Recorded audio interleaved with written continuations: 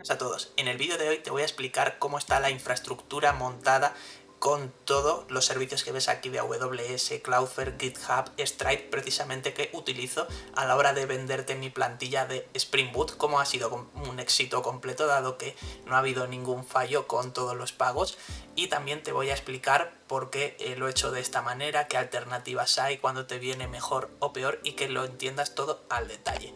Así que espero que este vídeo te guste y si es así puedes darle un like, suscribirte, compartirlo y nada, espero que te sea útil, así que vamos a ello. Muy bien, y lo primero de todo que tienes que saber es precisamente de que esta plantilla de Spring Boot, lo primero de todo, ¿qué es? ¿En qué consiste? Bueno, es una plantilla de Spring Boot que está enfocado en el apartado web, que lo tengo en un repositorio privado de GitHub y en el cual hay precisamente toda una documentación, etcétera, que te dejaré aquí un vídeo al respecto en el que te muestro todas las cosas que tiene, ¿vale? Aparte también mencionarte de que todavía hay unos códigos de descuento disponibles del 50% que te voy a dejar también aquí abajo en la descripción por si te interesa y puedes aprovecharlo dado que son limitados.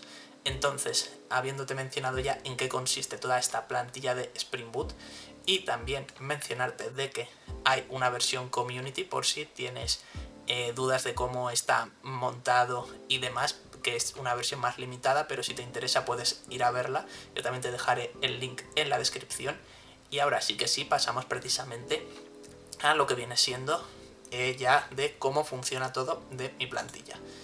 Como veis aquí, esta es la página web en la cual tienes para poder comprar la página web. ¿Cómo funciona? Lo que funciona es que precisamente conectamos primero aquí con GitHub utilizando OAuth y básicamente tú cuando le das nos va a autenticar. Esto puede tardar más o menos porque esto lo hace una lambda, ¿vale? Y esta lambda de AWS depende de si está fría o caliente en el sentido de cuánto tiempo haya estado tardando, más o menos lo hará, ¿vale? La primera de todas siempre es bastante más lenta, aunque depende del día, pero bueno, en definitiva lo que importa es que acá, al cabo de un tiempo nos ha generado una sesión de pago de Stripe.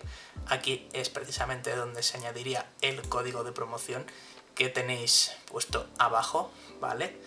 Y en definitiva luego ya meterías tus datos y continuarías. Y como ves todo esto, luego aparte si quisiese cancelarlo podría irme atrás y me redirige a la URL del pago cancelado. Luego puedo también aquí volver al inicio y esta es básicamente mi página principal. Entonces, ¿en qué consiste todo esto? Bueno, es precisamente este flujo y todos los que hay luego de fondo después que te voy a explicar ahora sí con el diagrama, así que vamos a ello. Muy bien. Y lo primero que estamos aquí es precisamente en mi diagrama de Draw.io, que esto es una aplicación de pizarra digital para explicarlo y te voy a explicar en detalle toda la infraestructura, así que vamos a ir poco a poco. Lo primero, yo utilizo la capa gratuita como todos los servicios para mencionarte de que todo esto que está aquí montado estoy usando de momento la capa gratuita que en todos estos servicios da de sobra, entonces no me cuesta de momento ningún euro el hecho de mantener toda esta infraestructura. Entonces, lo dicho, lo primero tenemos Cloudflare. Cloudflare es un servicio web, ¿vale? En el cual podemos comprar dominios, aunque lo que más destaca es en la capa de seguridad.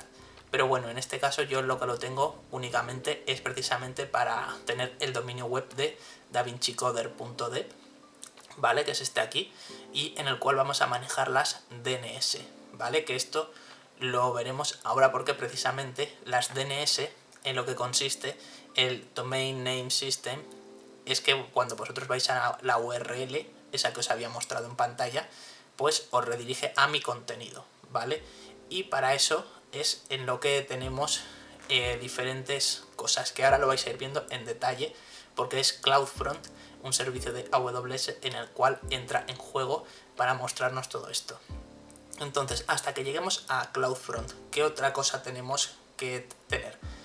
En mi caso yo lo que utilizo es un servicio de AWS S3 que básicamente consiste en un servicio en el cual tú puedes meter prácticamente ilimitadamente contenido de todo tipo, ¿vale? Cualquier tipo de contenido, imágenes, vídeos, código, HTML, etcétera, ¿vale? Entonces yo lo que hago es crearme un bucket en el cual vamos a subir, bueno, es lo que he hecho yo, ¿vale? He subido los archivos con el HTML, CSS y el JavaScript dentro del bucket, ¿vale? En diferentes carpetas, y ese bucket es el que ya contiene todo lo que habíais visto al respecto.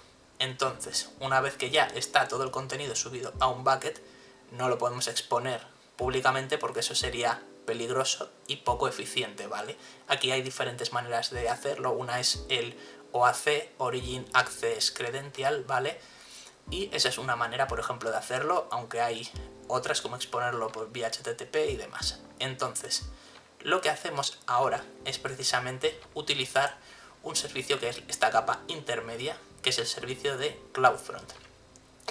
CloudFront no es ni más ni menos que un servicio, vamos a decirlo como de CDN, es decir, Content Delivery Network, un contenido que para que esté accesible fácil y rápidamente a todo el mundo, pues en este caso para una landing page y un poco de lógica va de sobra en ese sentido, y lo que hace es que lo tiene distribuido en los diferentes servidores de AWS por todo el mundo para que todo el mundo pueda acceder fácilmente.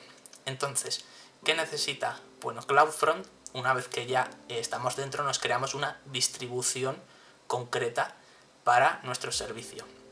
En este caso, dándole como origen nuestro bucket, ¿vale? Hay diferentes orígenes de datos que expondremos, pero en este caso se utiliza el bucket en el que tiene los archivos HTML con mi página web y toda la lógica.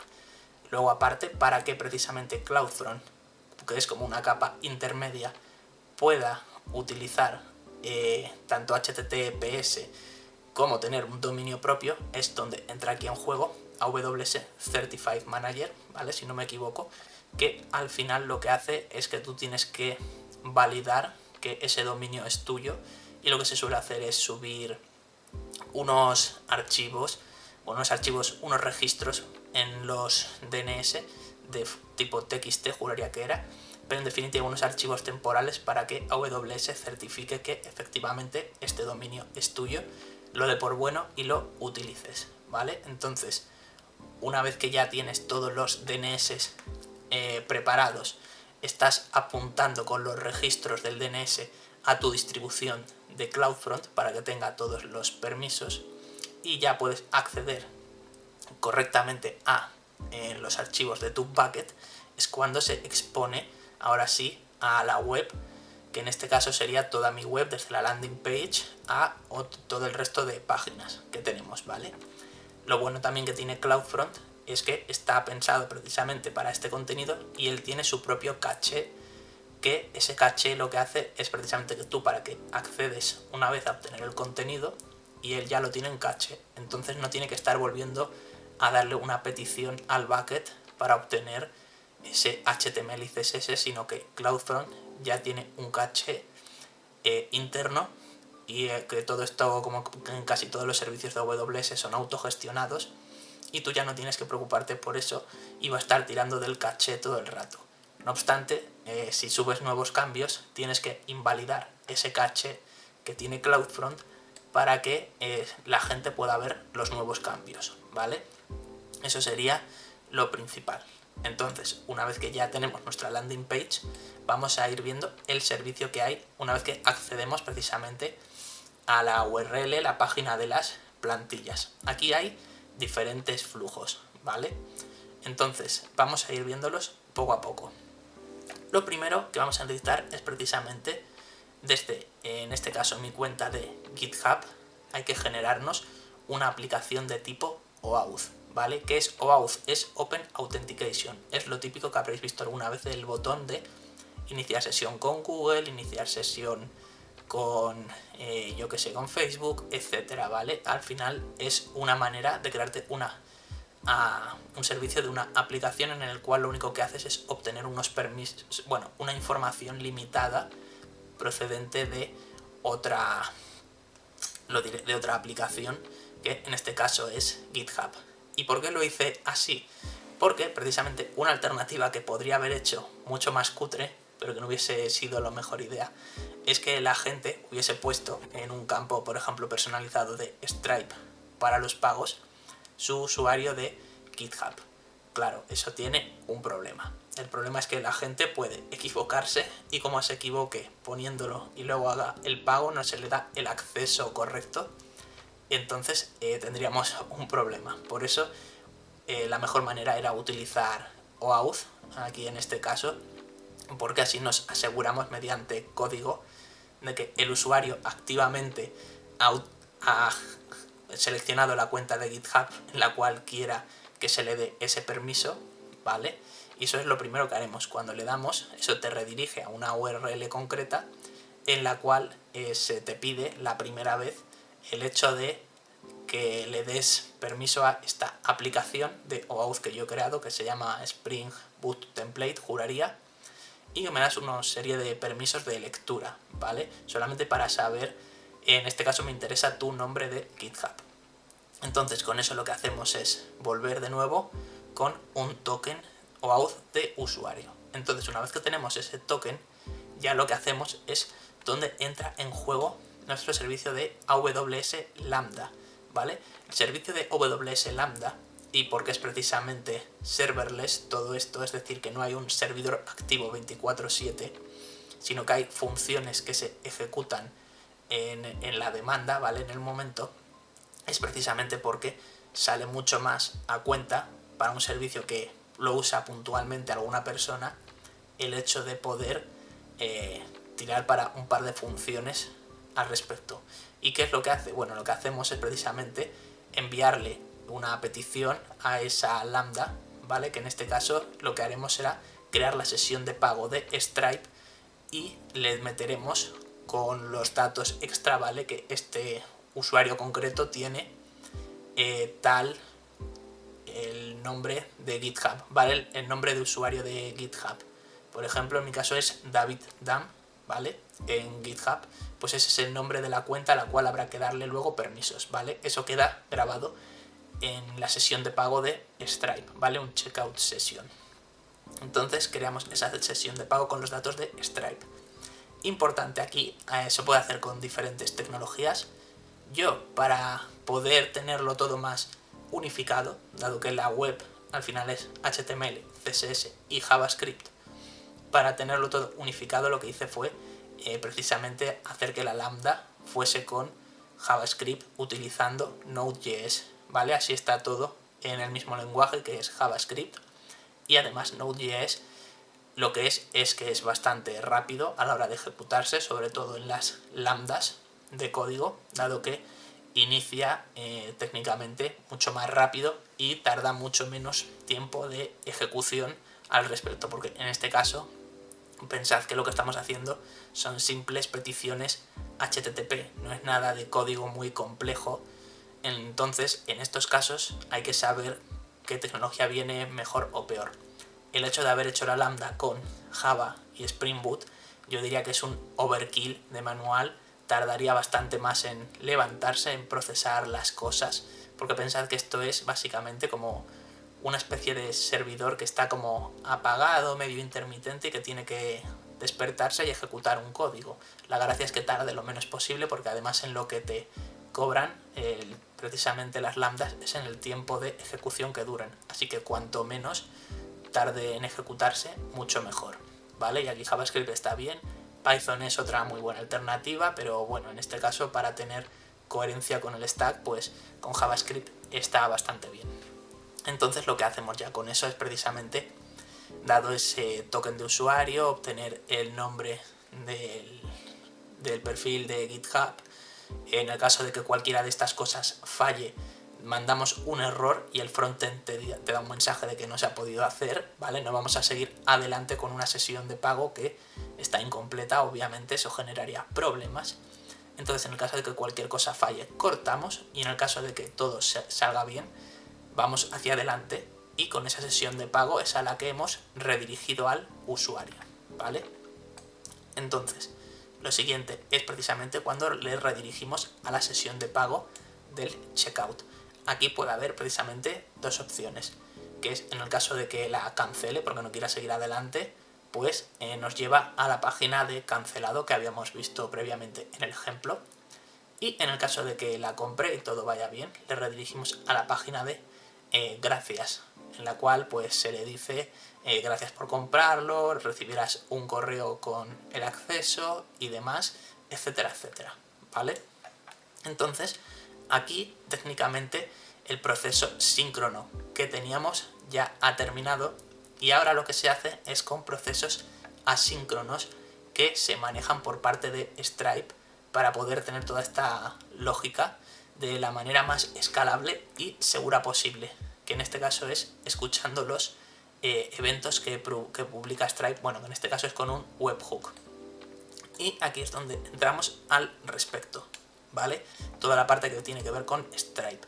Y es que nosotros para eso hemos tenido que tener una cuenta de Stripe ya preparada, configurada, tenemos que tener unas claves secretas, ¿vale? Para poder utilizar su API, sus servicios. Hemos tenido que crearnos un producto, ¿vale? Este producto es al final el que está vinculado con el de la sesión de pago que tiene el usuario. Ese producto es el que está precisamente apuntando al crear la sesión de pago con Stripe, ¿vale? Están relacionados estos conceptos. Entonces, una vez que ya se ha generado todo esto, es cuando entramos precisamente en la parte del webhook, ¿vale? Un webhook es precisamente lo que hace que está mandando eventos a una URL concreta, ¿vale? Que en este caso es donde tendremos toda la lógica de ese evento que se ha procesado, porque en Stripe hay diferentes eventos, por ejemplo, que un pago se ha completado correctamente, que un pago se ha cancelado, se ha devuelto, etcétera. Tú decides qué eventos quieres estar escuchando y, en definitiva, a dónde tiene que enviar esos eventos. Entonces, para eso tenemos precisamente otra lambda que utiliza Node.js, que es la que va a estar escuchando para recibir los eventos de los pagos. Entonces, en el caso de que el evento que hayamos recibido sea de un pago correcto, lo que tendremos que hacer es precisamente obtener los datos de esa sesión de pago, que ahí tendremos el nombre del usuario en su cuenta de GitHub, y precisamente lo que haremos será darle acceso al repositorio con permisos solamente para ver, ¿vale? Para eso tenemos que habernos creado aparte un token de acceso en nuestra cuenta de GitHub, ¿vale? Hay que diferenciar las claves que tenemos para una aplicación de OAuth y las claves del token a nivel de nuestra cuenta, ¿de acuerdo? En este aspecto. Y ya con eso es con lo que le daríamos acceso al repositorio, y que eso automáticamente GitHub te tiene que mandar un correo diciendo lo típico de si aceptas esta invitación o no. A veces tarda más o menos, pero bueno, para eso pueden acceder también directamente a la URL y te sale el mismo mensajito de si aceptas la invitación o no, etcétera. Entonces, teniendo todo esto en cuenta, se podría haber complicado también mucho más, depende de cada persona a la que llegue, y hay alternativas. Por ejemplo, el hecho de que yo lo tengo dividido de momento solamente en 2 lambdas, pero hay otros servicios de AWS que pudiesen gestionar esto en caso de que fuese más complicado. Por ejemplo, el hecho de utilizar Amazon Step Function, que eso en definitiva, no sé si habéis visto otro tipo de aplicaciones low code en el cual hay básicamente cajitas de arrastrar, colocar y poner lógica, pues eso tiene una función que es precisamente el tener las cajitas en el que le dices cuando reciba una petición en esta lambda, si se completa bien, entonces te dices que, por ejemplo, me llevas y publicas aquí un mensaje y esto le llevará un correo a esta persona, ¿vale? En definitiva vas conectando cajitas de lógica de código, que eso luego de fondo genera archivos YAML y demás de configuración, que son lo que entiende AWS, pero bueno, en definitiva, una opción sería hacer eso. Sin embargo, en este caso, pues, al ser solamente 2 lambdas independientes no tenía mucho sentido. Eso podría empezar a tener sentido si hubiese muchos productos o hubiese muchos flujos de fondo, como, por ejemplo, yo que sé, lo que os he dicho de mandar el correo, luego aparte que se registre este correo en otro lado, ¿vale? Eso sería una manera de hacerlo, aunque estaría todo muy acoplado al sistema de Step Functions. Otra alternativa sería el hecho de publicar eventos, ¿vale? Como si fuesen eventos de Kafka, pero en este caso AWS, que tiene su propio sistema de eventos con topics, que en definitiva hay varios tipos. Uno de ellos, el más sencillo, es SNS, Simple Notification System. Con eso sería como que publicas un topic, es decir, un evento de Kafka, es un productor, y luego tú ya podrías tener configuradas otras lambdas que estén, por ejemplo, escuchando ese topic, ese evento que tú has generado. Entonces, por ejemplo, aquí se completa un pago de un cliente, mandas un topic de este cliente ha comprado, este cliente ha hecho tal cosa. Entonces tú puedes tener muchas lambdas separadas escuchando el mismo evento y procesas la lógica como quieras, ¿vale? Eso también podría ser una alternativa. Luego, si quisieses escalarlo todavía más, podrías utilizar, en vez de solamente SNS, podrías tener luego una cola de eventos, ¿vale? Un broker, una cola de eventos con SQS, Simple Queue System, que estuviese escuchando estos eventos, y ya entramos en temas más complejos porque es como tener uno o múltiples brokers de Kafka escuchando eventos, que es mucho más potente, resiliente, pero para eventos aquí tan sueltos, como que todo esto es mucha sobreingeniería y no tendría nada de sentido, ¿vale? En mi caso he tratado de hacerlo con lo mínimo código posible, que no sea muy complejo, dado que al final es darle acceso a una persona a esto. En el futuro sí que es probable que, como mucho, pueda publicar, porque el sistema de SNS me gusta, de publicar topics y eventos y escuchar, quizá por ejemplo para agregar el correo del usuario a algún otro lado, o si tienes una base de datos, que por ejemplo en AWS está DynamoDB, que es una base de datos serverless, no SQL, muy rápida. Eso también sería una alternativa, pero bueno, en definitiva esta sería la manera en que lo tengo. Cada uno que vaya haciendo lo que pueda y lo que quiera, y recordad que todo esto es con la capa gratuita, que da de sobra y si tenéis ciertas precauciones. Así que nada, todo esto espero que os haya servido para que entendáis más o menos cómo funciona, cómo lo he creado toda esta arquitectura, que está funcionando perfectamente, no tengáis ningún problema. Y nada, mencionaros otra vez lo típico, que tenéis abajo el código de descuento para la plantilla de Spring Boot. Espero que este vídeo os haya servido. Si es así, podéis darle un like, suscribiros, compartirlo, y si os gustan este tipo de vídeos me lo podéis comentar también. Así que nada, nos vemos en otros. Chao.